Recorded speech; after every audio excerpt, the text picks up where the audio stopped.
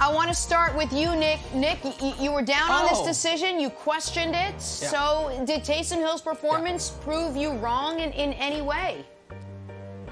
All right. Couple major announcements relating to Taysom Hill. First of all, I was obviously and unequivocally wrong about my prediction that Jameis Winston would throw more passes than Taysom Hill. Jameis Winston never saw the field. So on Sunday, Sean Payton didn't lie, told the truth. Taysom was their quarterback, and I was wrong about that. That is going to be the only thing I am wrong about Taysom Tebow about when we look back a year from now. Taysom Hill's best play of the day was a 15-yard underthrow. He did his damnedest early in the game to throw a red zone pick, and it got dropped. And the list of guys who we've seen come on and have one start with a very, call it, well-manicured, dialed-down playbook against a bad defense, we're like, oh, hey, Kyle Allen?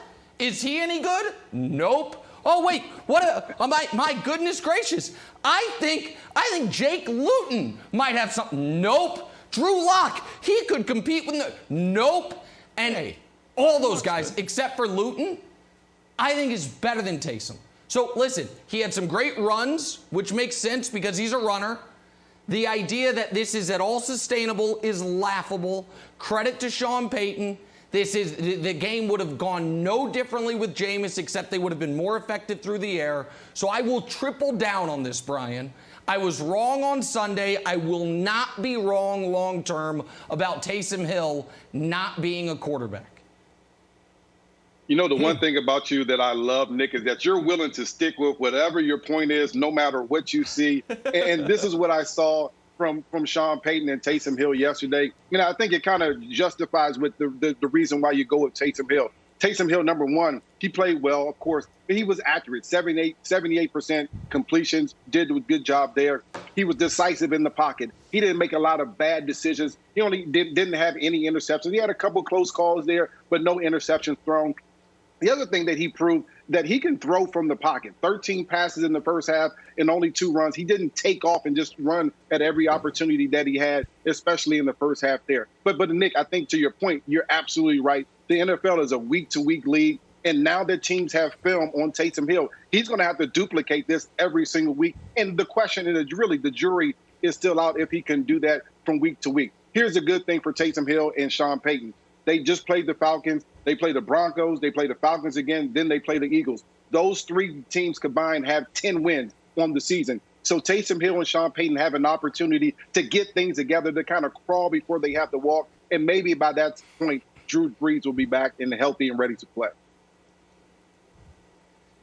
Yeah, I mean, for me, in retrospect, you know, he made the right decision. But I was one of many that said I would be shocked if Winston got this, if he didn't get the start. Taysom Hill went out there and he played phenomenal. He had one of the most efficient, effective starts of any quarterback in their start. So when you look at it, it makes sense. You know, when they made the announcement Friday, I was like, well, it kind of makes sense because if I'm a defensive coordinator, I don't know how to prepare.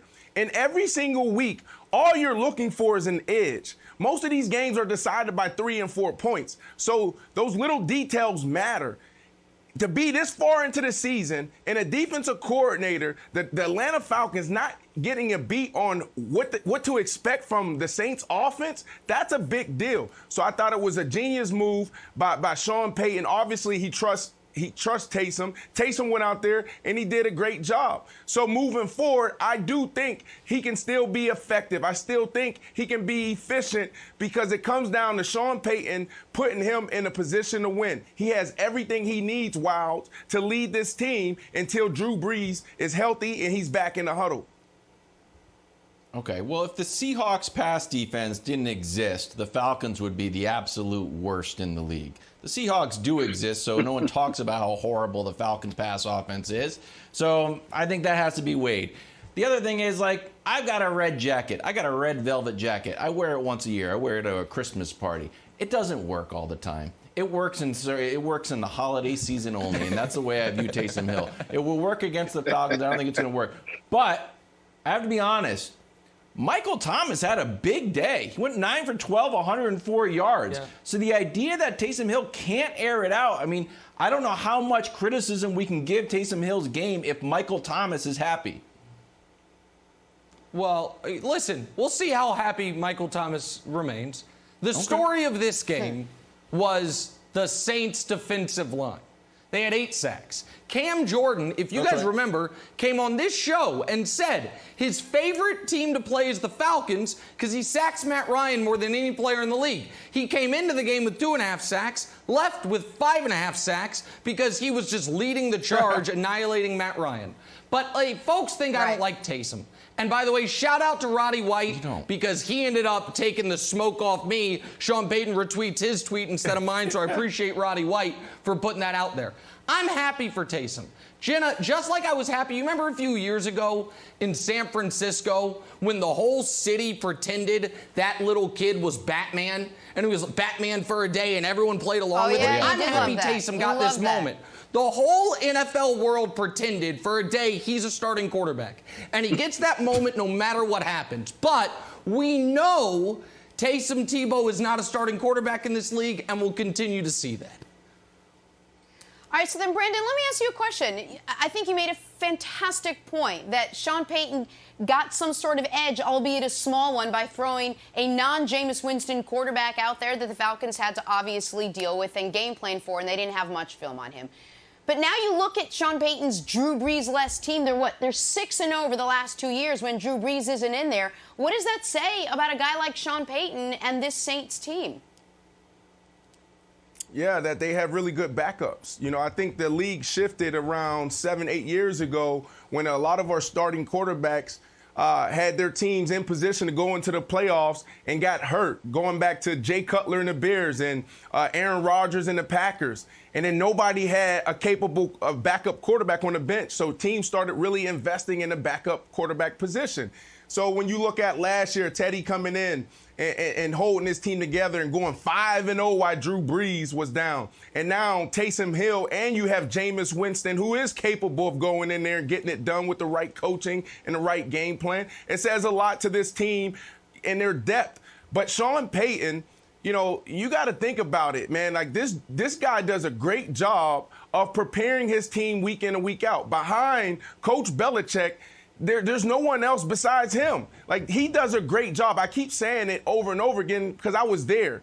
Like, this guy is in the lab every night to midnight, drawing up plays, watching film. If you're a defensive coordinator and you coached in the MAC back in the 80s, he's probably watching that film just to see who you are and trying to get a beat on any given situation, Jenna. So, you know, I think this says a lot to this organization, their depth, and also Coach Payton preparing his team week in and week out.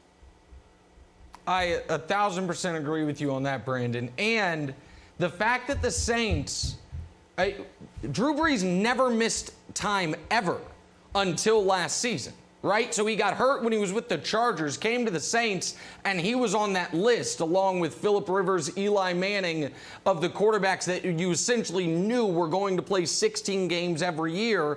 And for him to miss 6 games in the last 15 months after not missing 6 games, even close to that, in total of his time with the Saints, and for them to be 6-0, it speaks to the talent of Kamara and Thomas, the underrated nature of that defense, and Sean Payton's ability, at least during the regular season, to scheme a game plan together that is going to put the opposing team in a really tough position.